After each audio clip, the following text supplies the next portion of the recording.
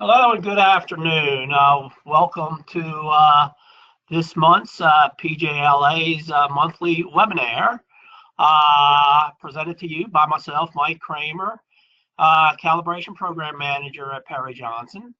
And as you can see, today's topic is going to be specific, for the most part, to 17025, the recently revised now 2017 version. Well, we will resort back to some of the requirements in 2005 just for comparative reasonings. And today's topic are the first two sections in the standard, section 4.1 and 4.2, which entails impartiality and confidentiality. Both now have their own section within 17025. As always, this webinar is being recorded and will be available in its entirely on the PJLA website at www.pjalabs.com. Again, I always specify this. We have all the webinars. It goes back several years, actually. A wealth of information there where you're able to go to the past webinars if you see a topic of interest, including this one. If a colleague may have missed it and may want to go back and review it, by all means, free of charge, go to our webinar and listen to this presentation or any others that may be of interest. Okay, wanted to start today's webinar and going over some terms, actually, because we're going to be looking at some specific requirements copied right out of the standard. And 17025 defines the following verbal forms, and these are specified in the introduction of the 2017 revision. So basically, a shall is always as a requirement. A should indicates a recommendation, and that's those of you that's been assessed by PJLA. I know that I specify that with the 2005 version. Those terms come up a lot. However, 2017 expands and goes on to may, which will indicate a permission, and can indicates a possibility or a capability.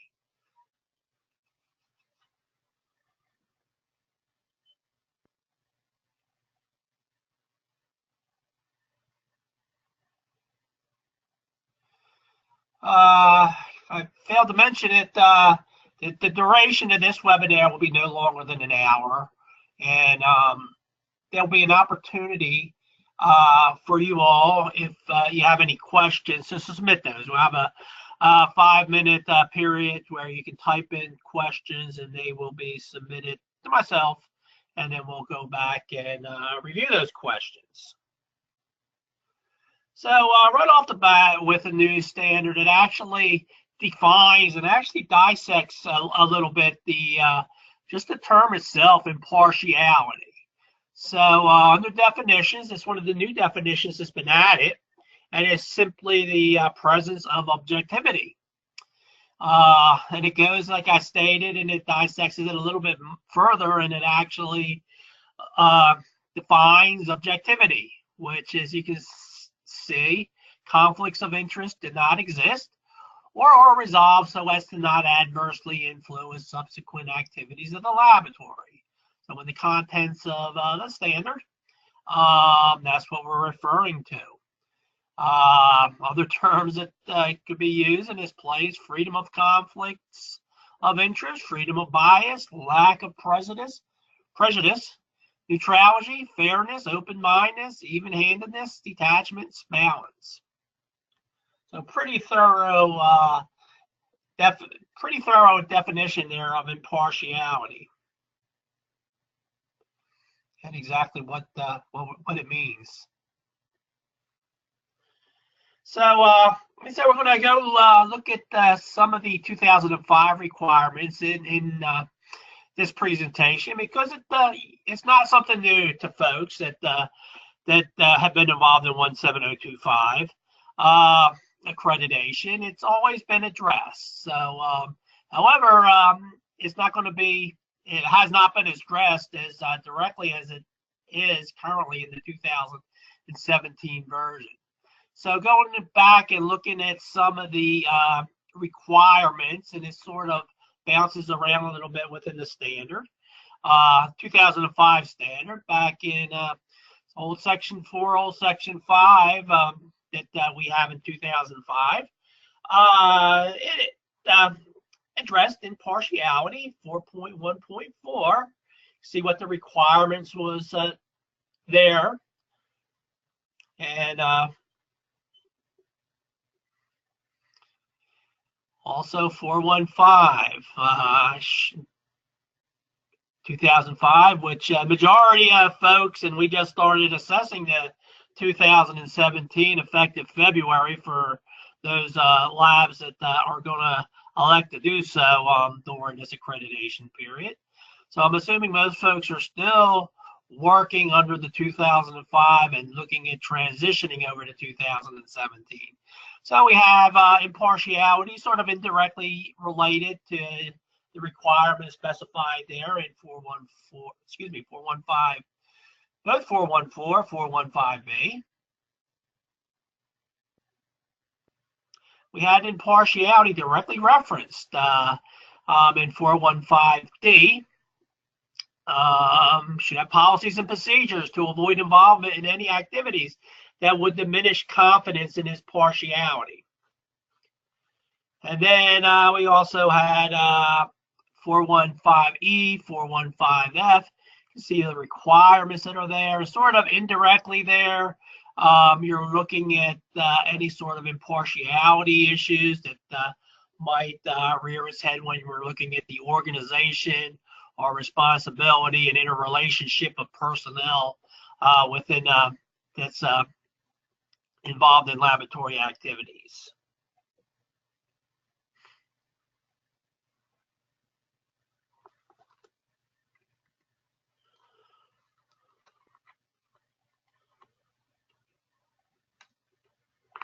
So the issue of impartiality, just the mere fact that we have its own section 4.1, it's greatly magnified in 2017 as compared to the 2005 version.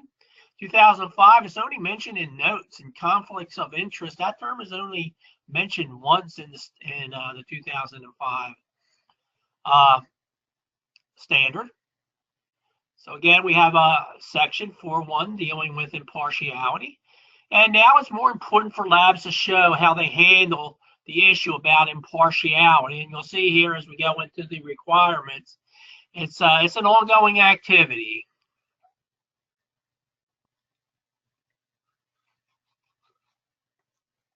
So right off the, we're going to go ahead and just delve into section 4.1 of 2017 17025 standard, which reads 4.1.1, laboratory activities shall be taken impartial and structured and managed so as to safeguard impartiality.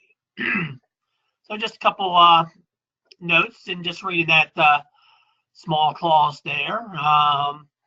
I would say it's therefore now more important for laboratories to show how they have handled the issue of impartiality, and the laboratory shall be responsible for the impartiality of laboratory activities.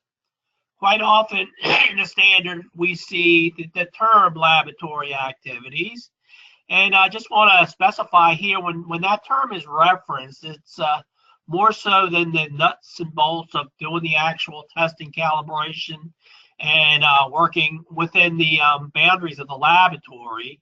It also incorporates other activities, which may include internal auditing, procurement, or even maintenance of equipment, if those functions are pertaining to laboratory activities.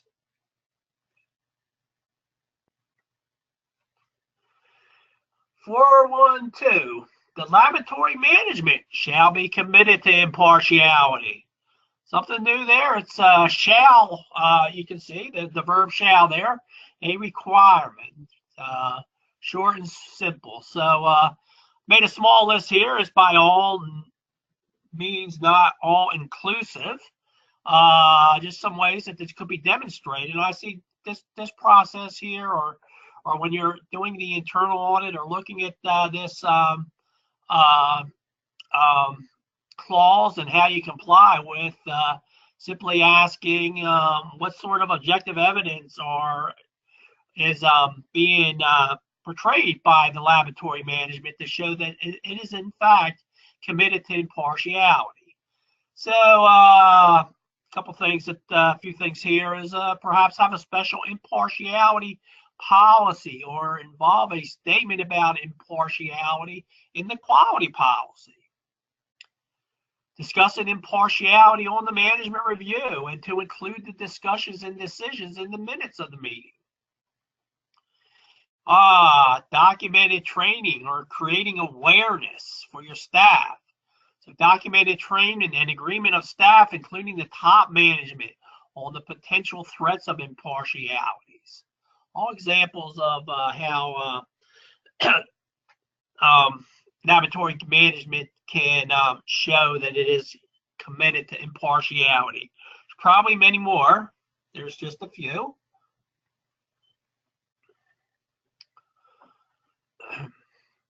(413). Again, the laboratory shall be responsible for the impartiality of its laboratory activity and shall not allow commercial, financial, or other pressures to compromise impartiality. This is brought forward from the 2005. Sounds familiar. Again, it puts the responsibility on the laboratories, and safeguards should be put in place just to ensure that laboratory activities are not being affected through commercial, financial, or other pressures to compromise impartiality.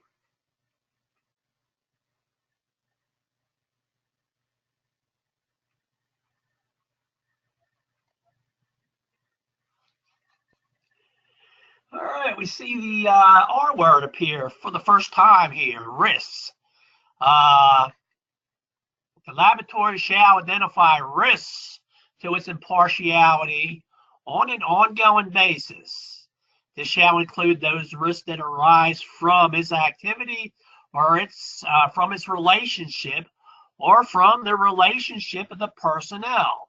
However, such relationships do not necessarily present a laboratory with a risk to impartiality.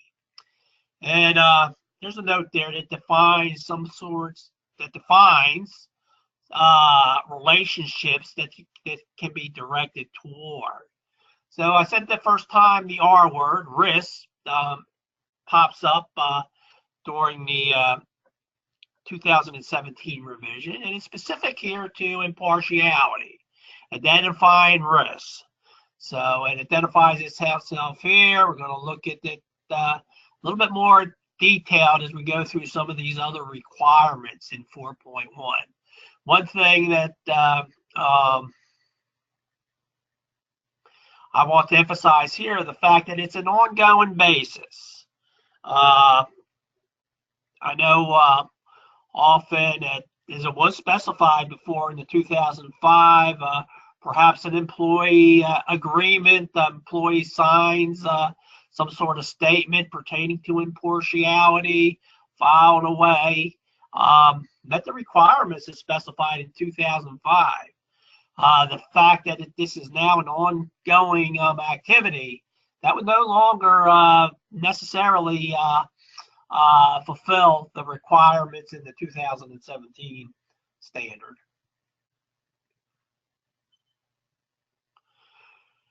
So just a couple thoughts on identifying risk to impartiality. So the laboratory shall make a risk analysis, should be incorporated in contract review to identify if there is a risk connected to the customer or the activity. Management reviews, internal audits, and performance reviews can provide inputs to identify any potential risk to personnel. And again, since this shall be an ongoing activity, it is important to identify risk to the laboratory activities that may become a risk, even if there's no changes in the laboratory. The impartiality risk analysis should be at least reviewed during the management review.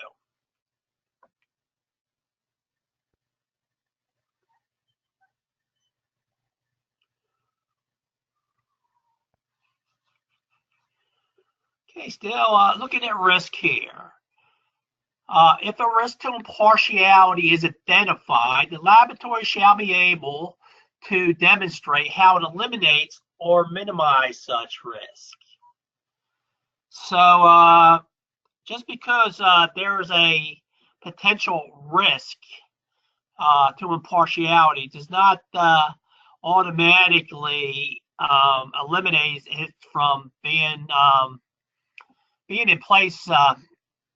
However, that term minimize risk is specified here, and you can eliminate or reduce to an acceptable level.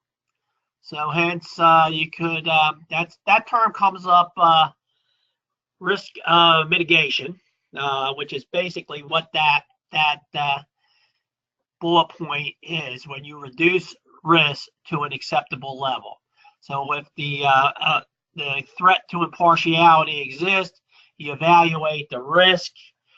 Perhaps there's something that could be put in place to allow it to continue to an acceptable level. And we're going to look at some examples here in a little bit. So the laboratory should be able to show how it has handled the issue of impartiality. So these activities should be documented. So some examples of if a risk to impartiality is identified could include things such as the change of personnel if the initial personnel are compromised. Let other parts of the laboratory perform the test if the initial part is compromised. Employee contract update, sort of specified. That's not a one-time thing as far as employees looking at the concept of impartiality.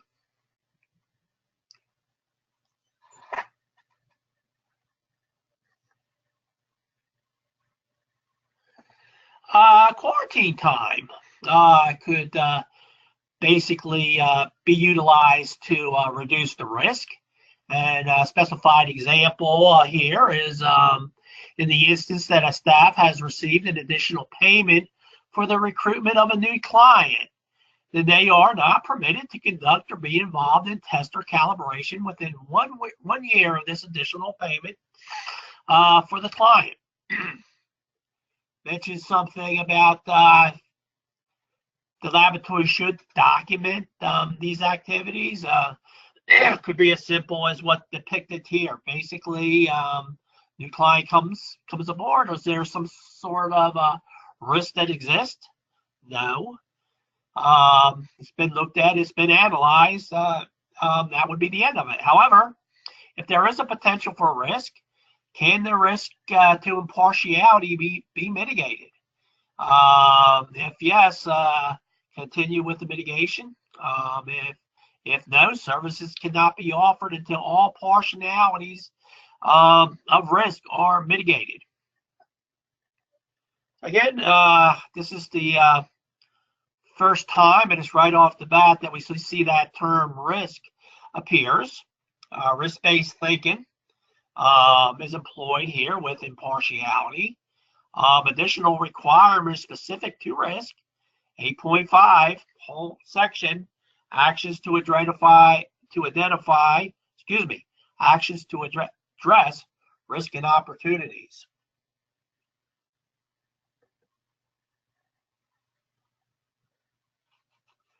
Okay, that's the end of 4.1.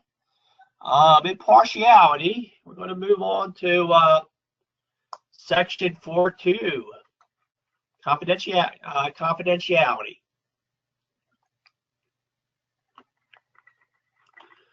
So the term confidentiality is not defined in 17025, 2017. However, it can be thought of as a state of keeping or being kept a secret or private.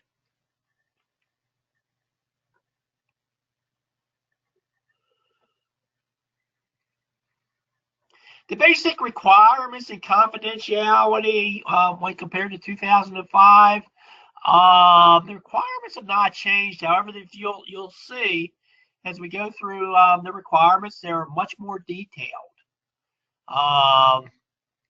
Goes into the specifics of confidentiality and specific instances on how a laboratory should handle confidentiality.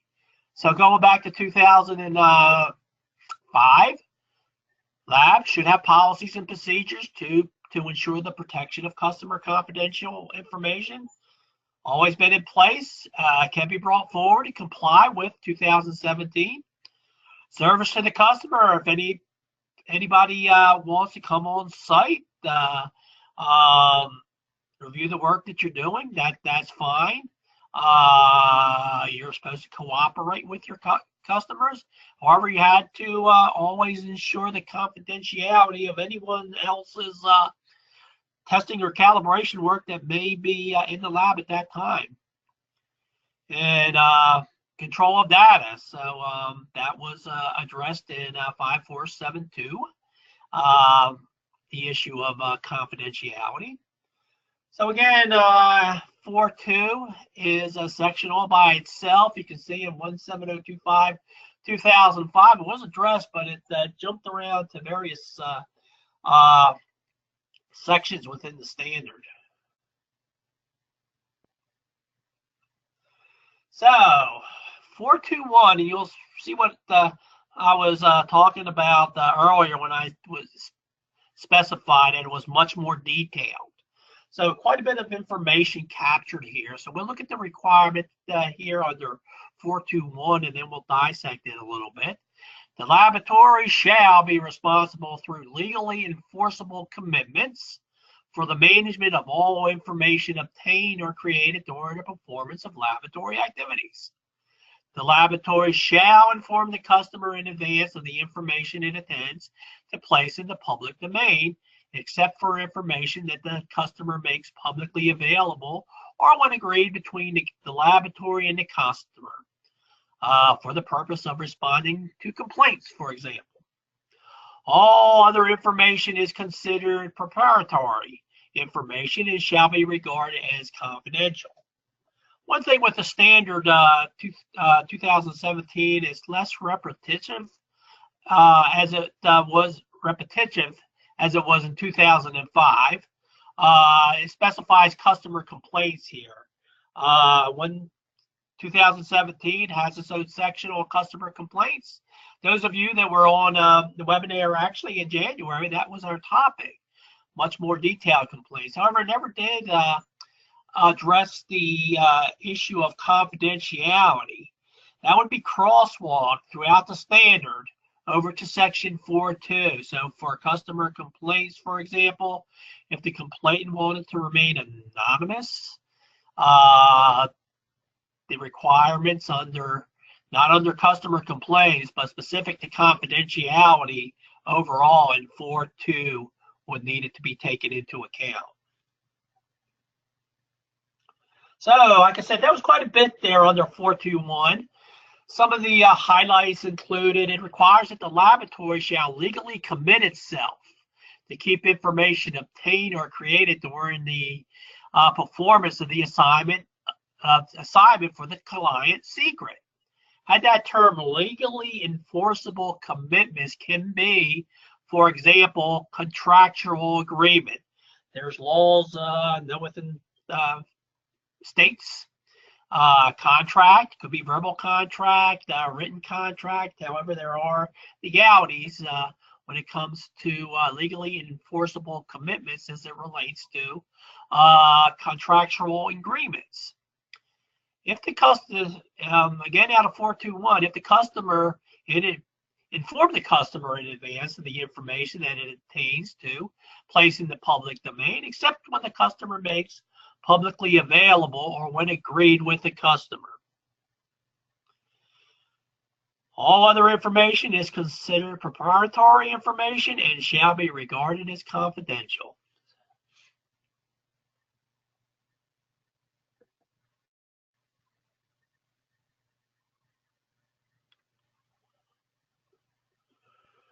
Okay, getting into a little specifics here with confidentiality.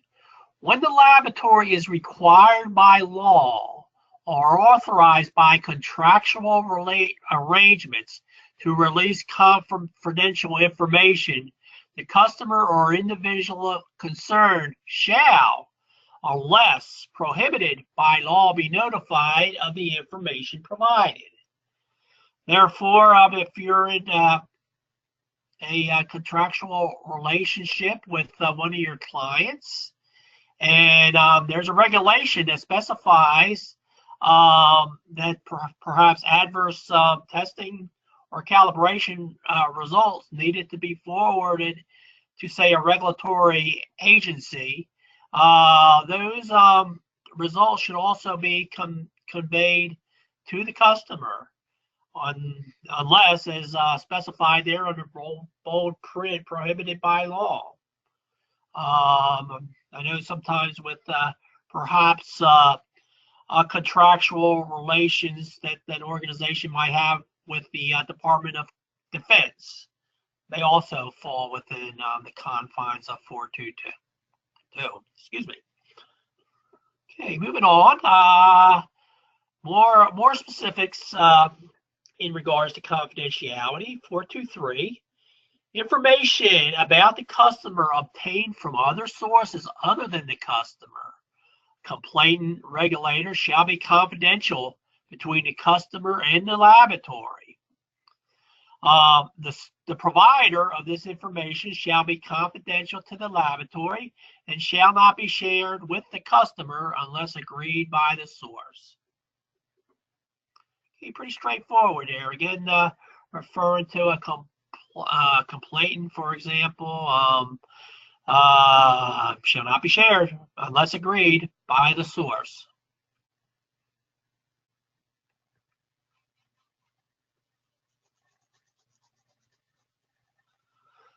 Okay, 424, personnel, including any committee members, contractors, personnel of external bodies, or individual acting on the laboratory behalf, shall keep confidential all information obtained or created during the performance of laboratory activities, except as required by law. So, again, personnel shall keep customer information confidential. This may be handled in the employment contract or an employment agreement. Specifies external bodies. That can be subcontractors. So if anybody who is acting on the laboratory's behalf, such as a subcontractor, shall maintain the confidentiality of any information obtained on that customer.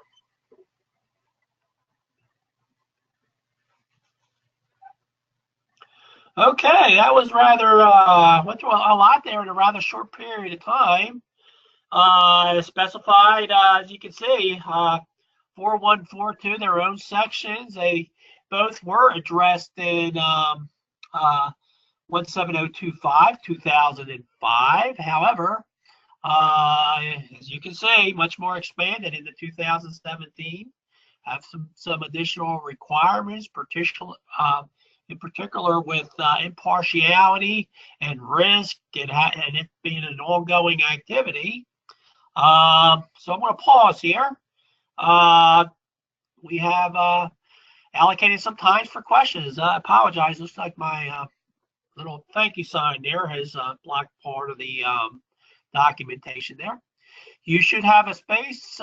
You should have a space provided for submitting questions. So I will go silent here for about 5 minutes.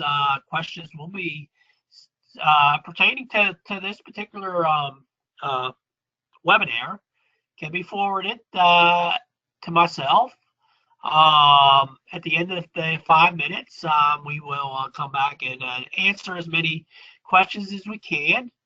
If a question is unanswered or if something comes up after we sign off, by all means, can still be submitted. It will find its way to myself at the address webinar@pjlabs.com. So give it about 5 minutes, and if you have any questions pertaining to today's webinar, by all means, ask, and I'll do the best I can to answer as many as possible.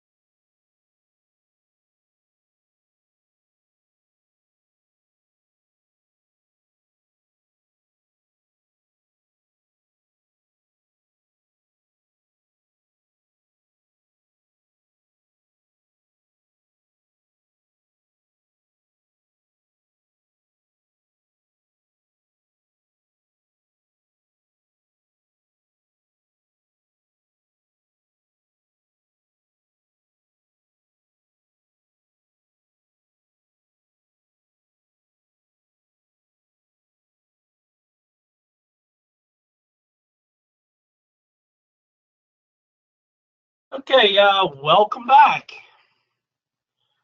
I have a series of questions here. However, before I get into questions, just want to announce next month's webinar, which is scheduled for March 29th. You see the topic there is a difference between ISO IEC 17025-2005 and the 2017 revised. Did a webinar back in February, basically with the same topic. However, back then, I was working off a draft document. It's highly anticipated, and it was a lot of interest. Had a lot of attendance at that webinar back in February.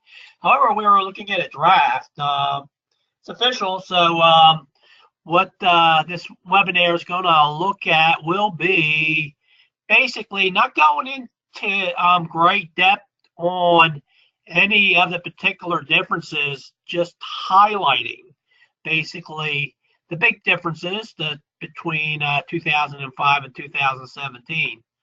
Again, March 29th, which is the opening day of Major League Baseball. So that's the earliest it has ever been, but put some warm thoughts in your head as we get to the end of March. So bear with me as I go through these questions. I'm reading them off my phone that was forwarded to me.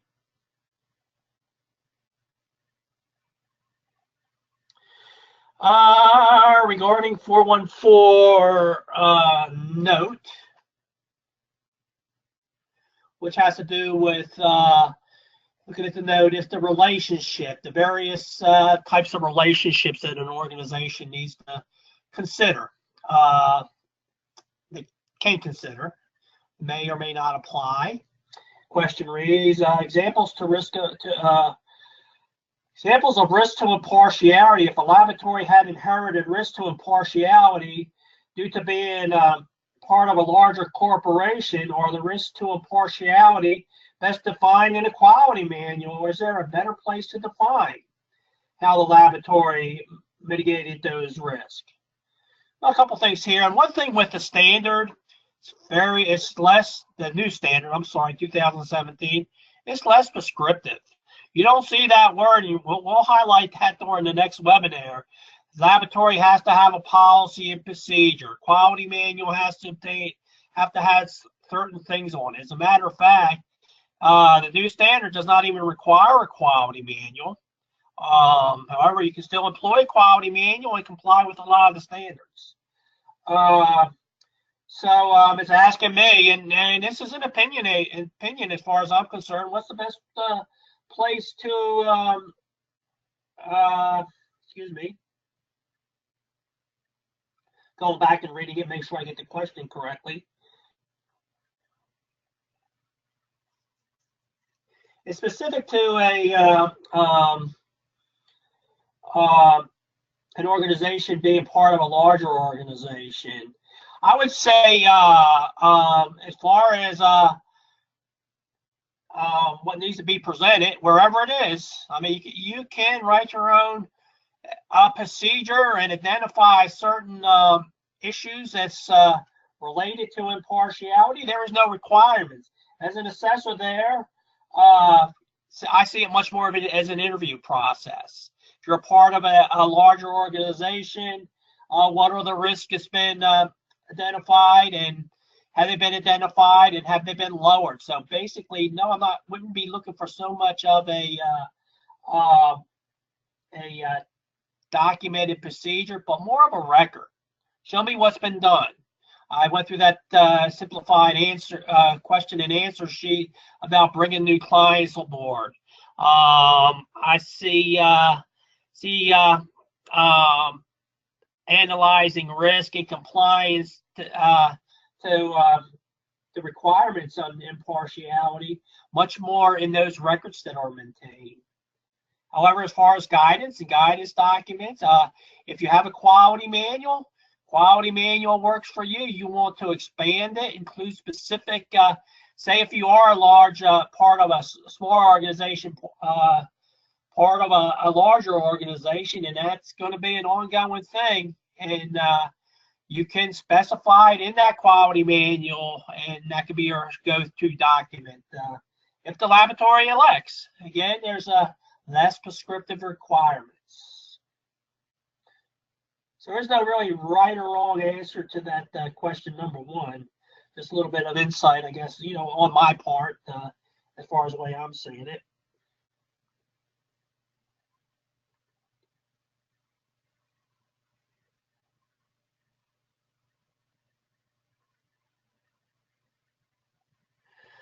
Question two, do you know what laws would force a lab to release information? I've never been involved in any, but have had discussions with other individuals about this. And I mentioned, I think during the presentation, perhaps if you're doing work for the government, particularly under Department of Defense, there may be things in regards to those agreements, and I'm not even sure if you would consider that best as an agreement or a law. But as far as specifics, and I'm a calibration. I'm not.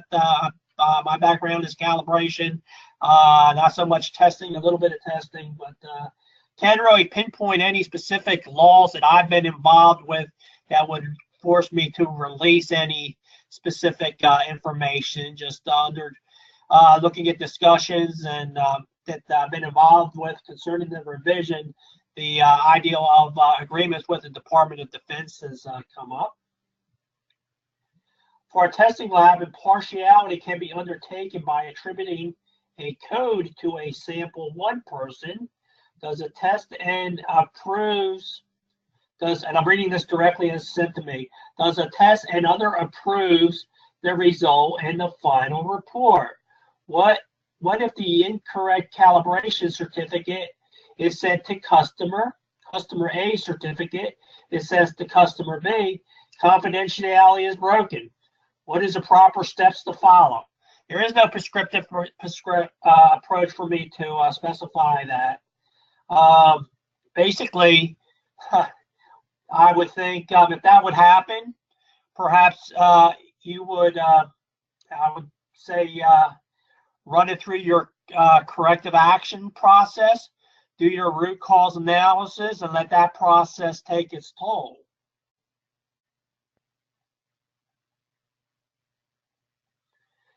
I'm really not clear on this first part of the question. For testing laboratory, impartiality can be undertaken by attributing a code to a sample, and one person does the test and the other approves. Okay, I guess that's what you're saying is it's sort of don't know who actually, the person that approves the test actually does not know who actually performs the test. And that's one of the relationships that's specified under the notes in 401, relationships of personnel. Hence, if that is a identifiable risk in your organization, that might be a excellent way to, I would say, perhaps even eliminate that risk. Does impartiality also apply to hiring and training of staff? And we'll look at the requirements under personnel. And I know I specified that the 2017 is all is less it's less repetitive. But however, under the section in personnel 6.1 in the 2017, there is a specific clause that identifies impartiality and personnel. Hence, I would say that yes, it would. Not so much as specified in 4.2 here, but more directly related to personnel and training in the section on personnel.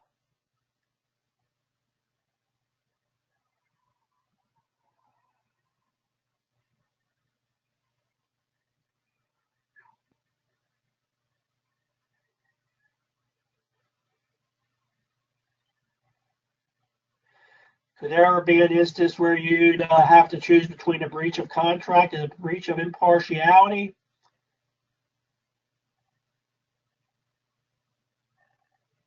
Well, there is no, I don't think I've never been involved where I've actually had to. I would say if the breach of contract had to deal with something written within the confines of the contract in regards to impartiality, then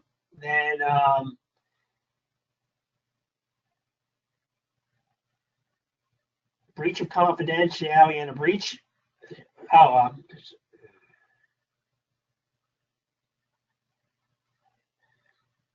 I'm not really sure I understand the questions. Because there ever be an instance where you have to choose between a breach of confidentiality and a breach of impartiality? I'm sure there might be an instance. I can't think of anything right at the moment. I'm not real sure if there's really a correct response in that particular question. Okay, bear with me as I get on to the next says. Is it necessary to make a procedure for this clause? It's not required. You can, so therefore it's not necessary.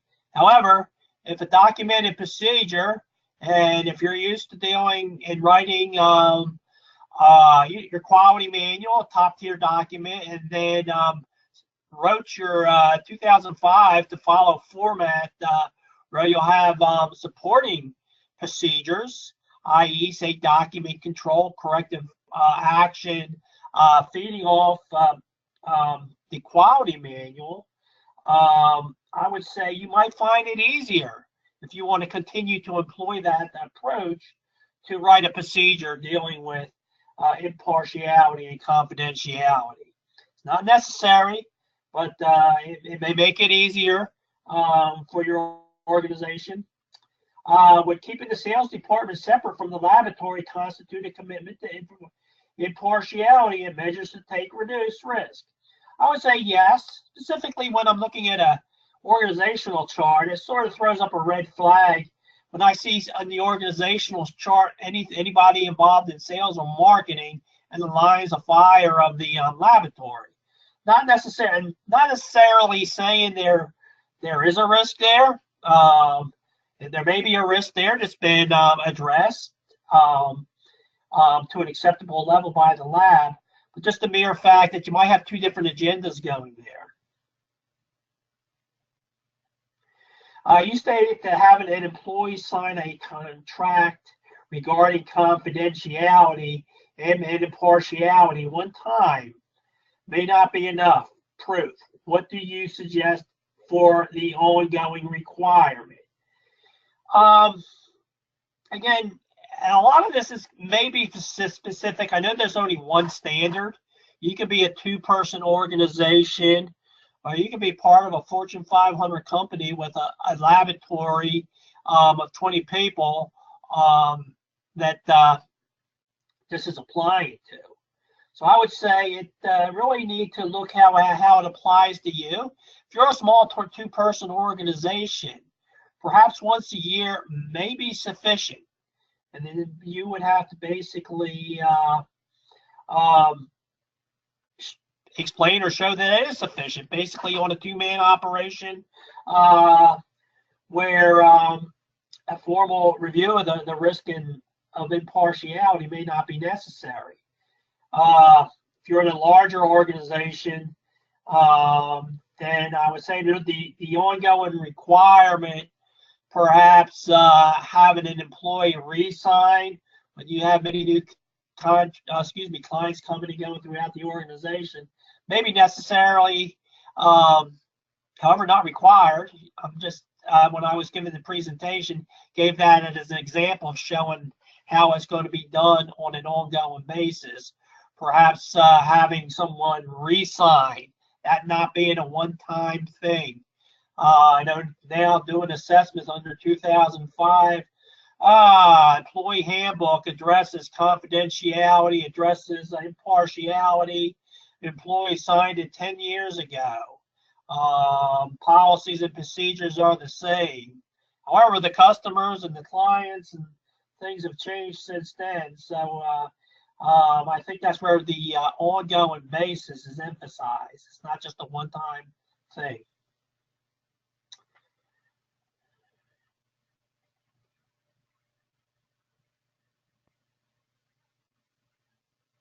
This next one, there is no real answer to this. How can a testing laboratory fulfill the impartiality requirements? I gave a few examples. They would apply to a testing in calibration or a sampling organization. It's all the same.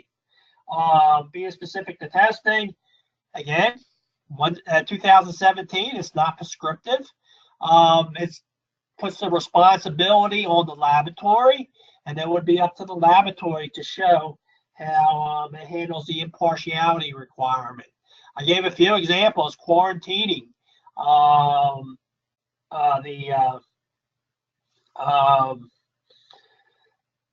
the individual from the potential risk to impartiality. Great example was just brought up in one of the questions where the approver had no idea whose work they were approving. If there was perhaps a specific impartiality issue that may have reared its ugly head and hence reduced that risk by basically the approver just reviewing the facts without knowing who the individual was. Okay, that's the end of the questions. I hope I wasn't too vague on some of them, because basically the one thing with the standard is putting the ball in the laboratory's lap.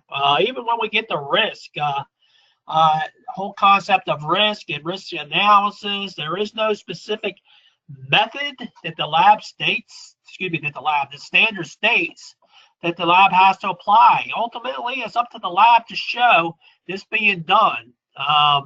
And in the case of the requirement of impartiality being done on an ongoing basis. So with that being said, probably hit on this a little bit again next week. Next month, particularly when we going to look at like I said, the overview of the changes on risk. And I believe down the road, just a little bit past March, we're going to look at the section on risk, addressing risk specifically.